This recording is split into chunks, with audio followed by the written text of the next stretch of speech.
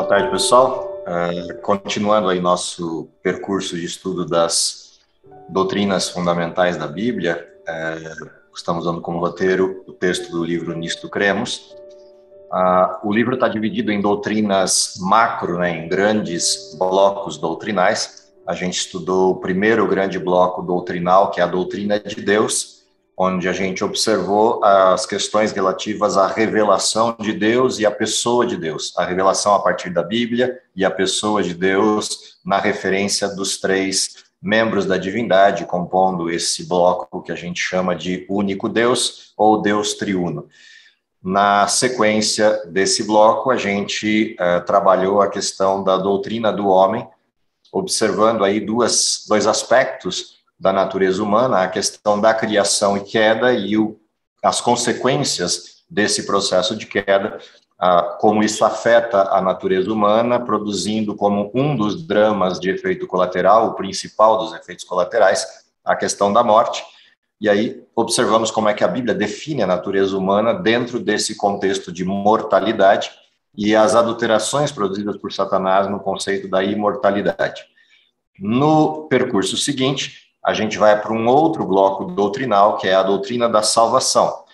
Enquanto a anterior a gente observou o problema da natureza pecaminosa, o problema do surgimento do pecado, na doutrina da salvação a gente encontra a resposta a esse problema, como Deus reagiu a essa questão, de que maneira Deus se posiciona frente ao pecado, entregando ao homem um modelo de solução, uma alternativa de solução para a questão do pecado. E é a isso que se refere a doutrina da salvação. Compartilhando lá, só para facilitar a gente entender esse tema ou compreendê-lo de forma um pouquinho mais visual e didática, são 4 blocos em que se divide a doutrina da salvação nessa fase analítica conceitual. Então, o primeiro deles é uma análise sobre o grande conflito, o que acontece a partir do surgimento do pecado e como isso posiciona o universo e, em particular, Deus e nós dentro de uma cena chamada de o grande conflito. A segunda questão ligada à doutrina da salvação é a alternativa de Deus ao resultado desse processo de pecado, manifesto na intervenção de Deus a partir da vida, morte e ressurreição de Cristo. E aí o significado de cada um desses 3 elementos e por que Cristo veio. O terceiro bloco é a experiência que aquele que entende o que Cristo fez e entende ou reconhece a questão do conflito, qual é a experiência que usufrui aquele que aceita essa intervenção de Deus. E por fim, uma vez aceita essa intervenção, como se dá a caminhada, a jornada cristã, e isso é chamado de crescimento em Cristo. Então, dentro dessa perspectiva, desses 3 elementos conceituais aí a respeito da salvação, iniciais, e o último, que é o percurso que nós traçamos, é o que a gente vai conversar um pouquinho nesses momentos aqui da tarde. Então, começando pela questão do conflito, como primeiro elemento aí de discussão, o que é o grande conflito e como é que ele se manifesta? A gente viu lá na doutrina do homem que o pecado produz um dano colateral direto, que é a morte. O salário do pecado é a morte. Quando a morte se instala como um elemento definitivo, ou Deus executa isso, ou ele interrompe esse processo com alguma modificação de cenário. Em Gênesis, no capítulo 3, a gente percebe que Deus intervém no processo e muda o cenário. E ele muda de que maneira? Aquilo que era a previsão do resultado do pecado, o pecado produz morte, precisa acontecer, porque isso implica a justiça de Deus. O que Deus faz? Entra no meio dessa questão e substitui aquele que seria o sujeito da morte, o sujeito condenado à morte. E Deus, em seu lugar, paga o processo. O problema é que no momento em que Deus faz isso, abre-se uma nova estrutura pós-pecado, que é a possibilidade da escolha. Eu poder decidir se eu continuarei pecando, se eu continuarei preso ao pecado, ou se eu retornarei ao estado original, por aceitação daquilo que Deus fez por mim. É essa a essência do conflito. O conflito, na realidade, é uma luta entre 2 poderes, Deus de um lado, Satanás do outro, Deus com os seus anjos, Satanás com os seus anjos, pela posse de um sujeito, o ser humano. Satanás ganha o primeiro round dessa luta, no sentido de queda de Adão e Eva, e Deus abre um espaço para um segundo round, para uma segunda oportunidade. E esse segundo round é um ambiente de conflito. O conflito existia antes, já desde o céu, quando Satanás se interpõe à vontade de Deus e propõe uma vontade divergente, uma vida divergente daquela que Deus propôs. Deus permite que Satanás continue existindo, até porque não existia nenhuma delimitação anterior de regramento. Pecado produz morte, ou qual seria a consequência de discordar de Deus. E quando Lúcifer inicia esse processo, não existe história pregressa, história anterior, que definisse o que aconteceria dali para frente. E Deus pacientemente alarga o tempo, permitindo que Lúcifer exista por mais tempo, para que se mostre ao universo qual a consequência de divergir de Deus. O problema é que Lúcifer não se contenta em fazer isso sozinho, ele acarreta o pecado sobre uma porção de seres no céu, uma porção de anjos no céu, e não satisfeito com isso, vai para atingir a criação de Deus, todos os demais lugares onde Deus tenha criaturas espalhadas pelo universo. E esse conflito começa ali. Uma vez que o ser humano aceita a tese de Satanás, pela primeira vez fora do ambiente do céu, alguém aceita a tese. Uma vez que isso ocorre, essa tese agora se concentra numa nova abordagem, que é o que vai acontecer com a descendência do ser humano. Porém, há uma coisa intermediária aí. No caso específico do ser humano, e consequentemente do restante do universo, uma vez que Satanás pecou, a partir de agora, Deus pode descrever qual é a consequência. E de forma transparente, Deus apresenta para todos. A consequência do pecado é a morte. Portanto, quando Adão e Eva escolhem o pecado, não o fazem sem saber das consequências. Eles fazem o que fizeram, sabendo o que aconteceria na sequência. Não há novidade sobre o resultado. E, portanto, no cenário do grande conflito terrestre, e aí, consequentemente, o que se espalha pelo universo é a mesma situação, a mesma condição, ainda que o restante do universo não tenha aceito a proposta de Satanás, a condição é a mesma. Se o pecado produz a morte, o conflito agora passa a ser como Deus interpondo a morte, pagando esse castigo que estava imposto ao ser humano, abre esse espaço novo de decisão, onde eu tenho agora duas opções. A opção de continuar com Deus e aceitá-lo, ou a opção de continuar com Satanás e aceitá-lo. Esse conflito está moldado numa relação entre o arrependimento, que é o conhecimento pleno do pecado, e a possibilidade de vida a partir dessa atitude, a partir desse posicionamento do ser humano. Dentro dessa mesma abordagem, a gente tem, em sequência, a doutrina da vida, morte e ressurreição de Cristo, que é o complemento daquilo que a descrição do conflito pontua como alternativa de solução. Então, se o pecado produz a morte e Deus se interpõe à morte, decidindo pagar o castigo que estava imposto ao homem, a justiça de Deus que exige isso está moldada do outro lado pela misericórdia de Deus que pontua para o pecador uma possibilidade de retorno. E é por isso que a gente olha para a vida, morte e ressurreição de Cristo e discute o preço do pecado e o dom gratuito de Deus. A essência da graça está manifesta num texto bíblico que descreve exatamente isso. O salário do pecado é a morte. O dom gratuito de Deus é a vida eterna em Cristo Jesus. Portanto, esse espaço que se abre agora para uma alternativa de solução amplia essa cena do conflito para a descrição do preço.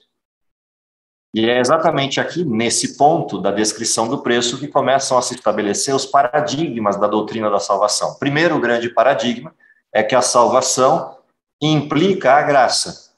Somos salvos pela graça de Cristo. Porém, isso não é de graça.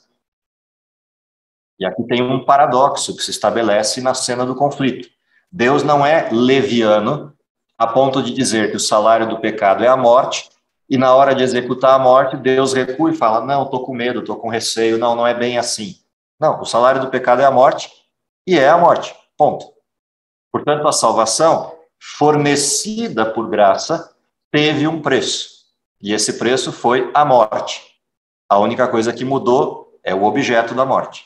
Em vez de nós, Cristo. A segunda coisa interessante de observar nessa questão da vida, morte e ressurreição de Cristo é que Deus não gosta, não perdoa pecados e nem gosta de fazê-lo. Algo que comumente a gente diz por uma questão do cacuete do cristianismo, mas na realidade Deus não perdoa pecados, porque pecados não podem ser perdoados. Pecados só podem ser pagos, porque o salário do pecado é a morte. O que Deus faz é perdoar o pecador e não o pecado. E exatamente isso é assim porque Cristo teve que morrer. Se Deus perdoasse pecados, Cristo não precisava morrer. Bastava ele dizer, está perdoado. Mas não é o que acontece. Deus diz, eu vou perdoar o pecador, mas não deixarei de pagar o preço. O preço exigido será pago por alguém perfeito, por alguém que não é pecador, para ser um preço legitimamente pago. E é isso que a gente assiste na sequência do modelo, é exatamente essa a sequência do processo, quando a gente vê a interposição de Deus colocando-se à disposição da morte para salvar o pecador. E o terceiro paradigma, que é esse de que Deus perdoa pecadores, está relacionado com um outro processo, que é para que o perdão se efetive. Uma coisa é o depósito em confiança do perdão, a outra coisa é o perdão efetivado. Deus dá um cheque predatado enquanto modelo de perdão e deposita em confiança esse valor, mas é necessário que eu desconte o cheque. Portanto, Deus perdoa pecadores que se arrependem do pecado. Eu preciso descontar esse cheque. Caso contrário, ele não tem valor. Ele perde a efetividade. Então, esses três elementos estão ligados a essa cena de vida, morte e ressurreição de Jesus. Mas não só isso. Essa cena se amplia quando a gente separa esses três itens e olha a implicação de cada um deles. Então, quando a gente fala de vida, a vida de Cristo foi feita enquanto processo humano. Por que Cristo vem e se faz homem, habita entre nós, vive uma vida humana? A razão para isso é uma demonstração de comunhão e dependência, como primeiro grande paradigma dessa vida de Cristo. Porque Cristo podia ter vindo simplesmente para morrer, e o preço estaria pago.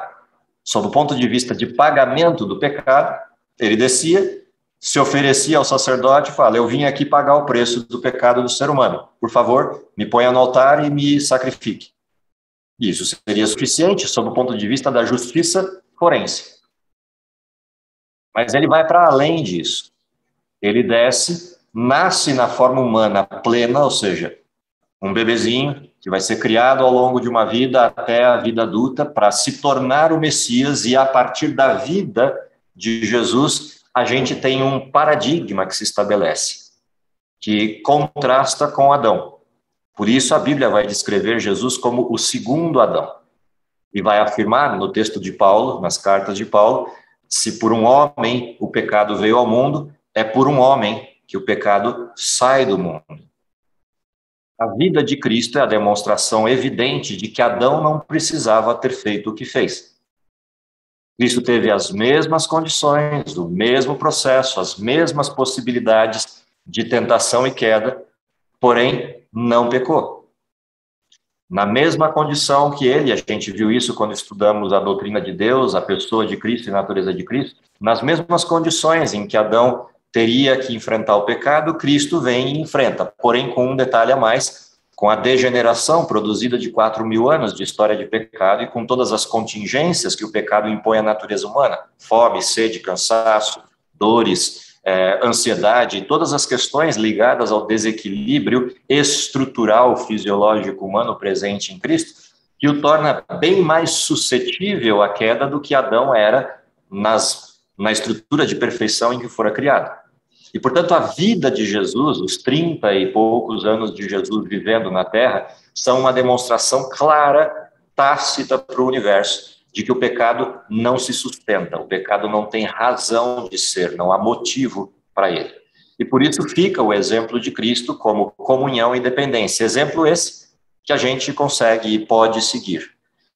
A segunda referência ligada a essa questão da vida, morte e ressurreição de Cristo é a morte em si. Porque a morte aparece como uma referência necessária. Primeiro, porque existe um preço exigido pela justiça, a manifestação da graça como interposição para a salvação, e aí vem a expressão, ele se faz pecado por nós, porque ele não pecou. Se não pecou, não merecia morrer. Para que a justiça de Deus recaia sobre Cristo, algo precisa ocorrer. E esse algo é todo o pecado da humanidade é atribuído a Cristo. De A a Z, do primeiro ser humano ao último que existir. Todo o pecado da humanidade é atribuído a Cristo e ele se faz pecado. A estrutura do ser humano se funde com o pecado e se torna uma coisa só. E a ira de Deus se manifesta sobre o pecado. E Cristo morre. Dentro dessa condição, vem a expressão, o castigo que nos traz a paz estava sobre ele e pelas suas feridas ou pisaduras nós fomos sarados. Na realidade, ele substitui não somente o nosso castigo, mas ele substitui todas as contingências impostas pelo pecado. E por isso pode nos fornecer a paz. Dentro dessa condição aparece lá a referência de Romanos de que justificados mediante a fé temos paz com Deus. Essa é a expressão da morte de Jesus. Porém, a morte de Jesus só resolve um pedaço da conta, que é o pedaço da conta do resultado para trás. O castigo, a consequência e a necessidade de pagamento. O problema é como é que se resolve a nossa morte. A nossa morte se resolve na próxima cena, que é a ressurreição. É porque ele ressuscitou que a nossa fé, assim diz Paulo, não é vã. Porque se Cristo não ressuscitou dentre os mortos, a nossa fé não teria qualquer valor. O valor da nossa fé não está naquela sexta-feira à tarde da cruz, o valor da nossa fé está no domingo pela madrugada, quando Cristo ressuscita e vence a morte. Porque a morte não teve poder sobre ele, uma vez que ele não tinha pecados.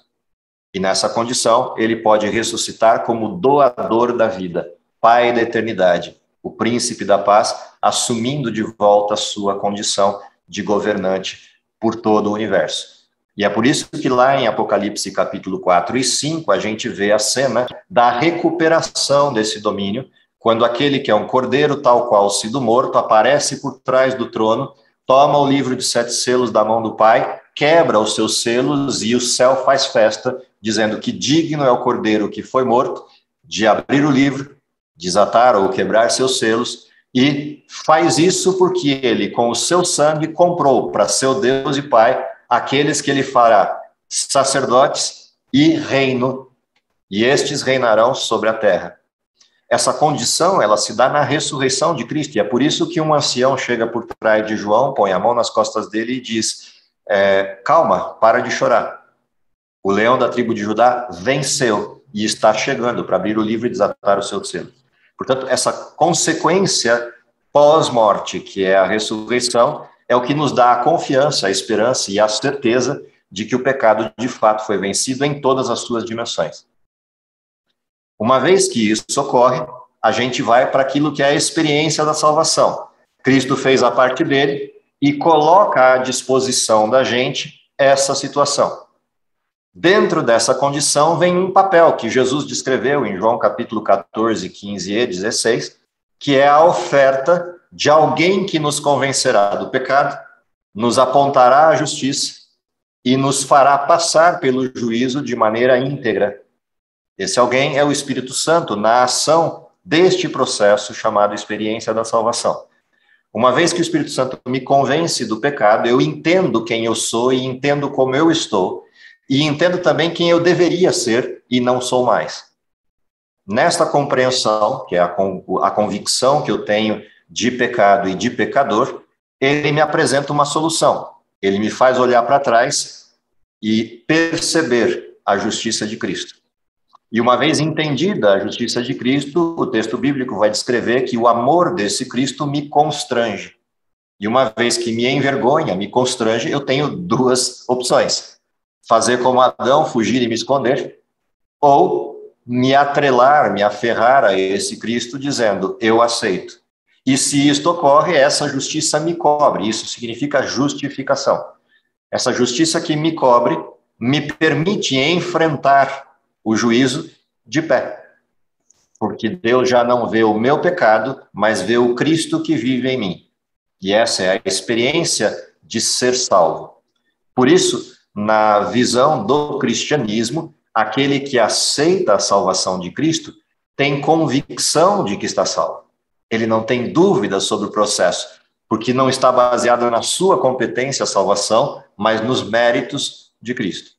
Essa é a experiência de ter sido salvo. E isso é o que nos permite a paz e nos permite a alegria num mundo desgraçado em que vivemos. Porém, a história da experiência da salvação, ela implica algumas questões.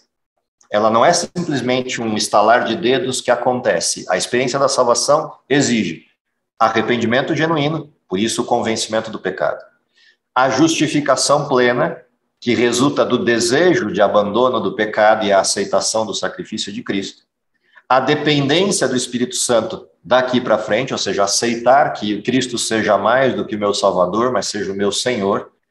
Iniciar a jornada cristã, ou a vida cristã, que é uma vida de obediência, obediência aos critérios e parâmetros da lei de Deus, e a produção, na sequência disso, daquilo que é chamado de fruto do Espírito, de acordo com Gálatas 5, na sua expressão maior, os elementos que compõem o fruto do Espírito, a benignidade, a mansidão, etc. Dentro dessa condição, existe, então, a experiência da salvação, que é o ponto de partida, é o ponto de transição. Estava morto, agora estou vivo. Estava morto nos pecados, agora vivo novidade de vida.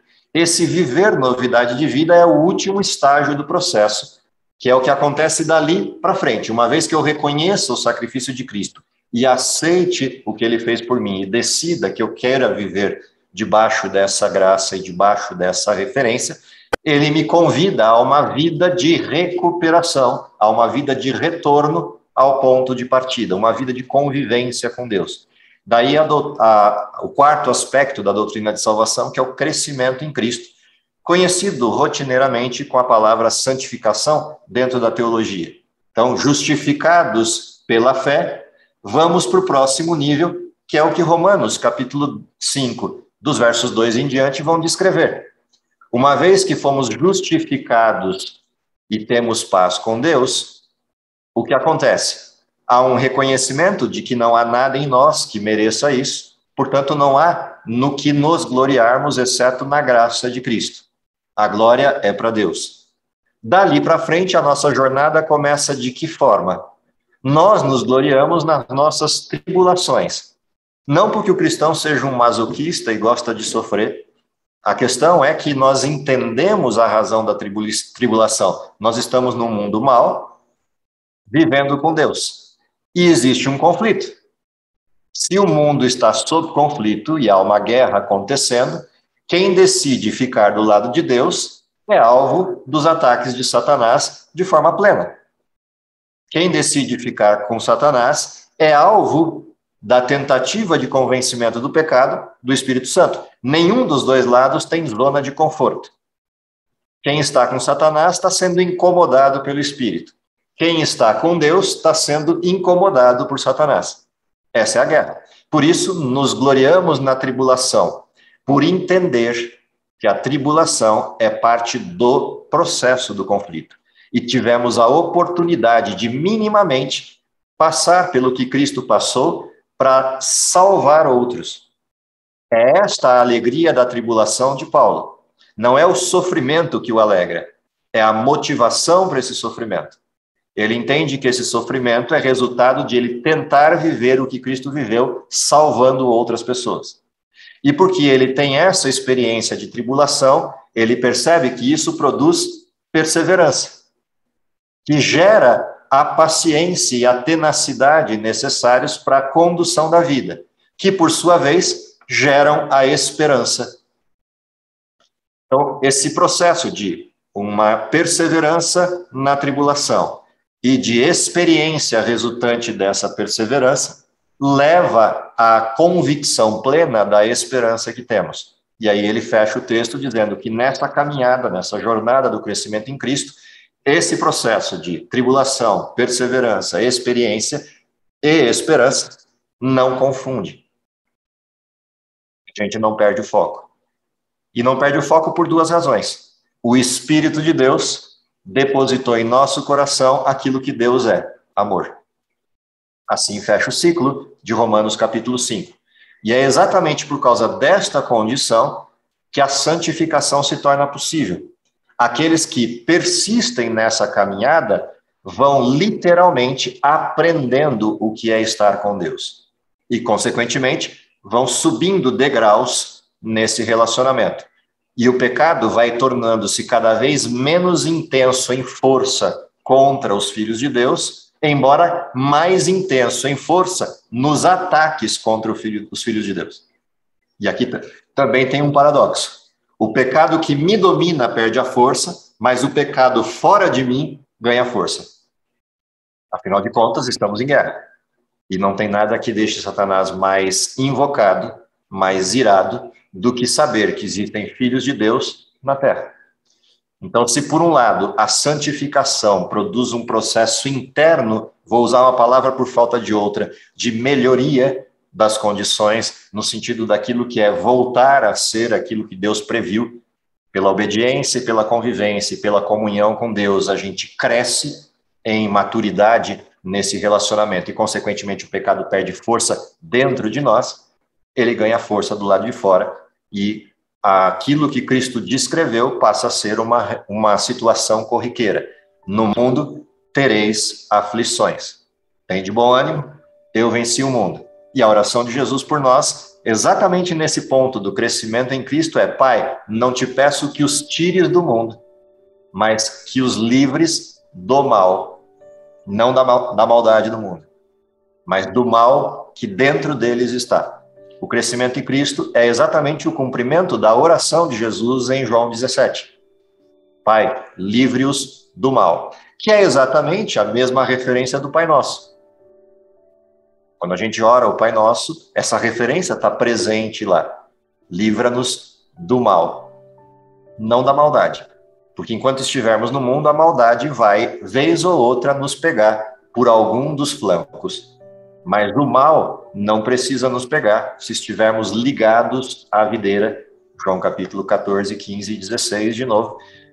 E é interessante observar isso. Talvez o melhor exemplo da doutrina da salvação em todas as suas referências e nuances esteja nesses 4 textos. João 14, 15 e 16 e a oração sacerdotal no capítulo 17 de João. E isso fecha aí esse ciclo da doutrina da salvação. Obviamente, num sobrevoo, apenas para a gente pontuar os elementos principais. Quem quiser depois aprofundar esse texto, basta olhar lá o livro Nisto Cremos, os capítulos 9, 10, 8, 9, 10 e 11 tratam mais aprofundadamente de cada uma dessas 4 vertentes que a gente abordou aqui.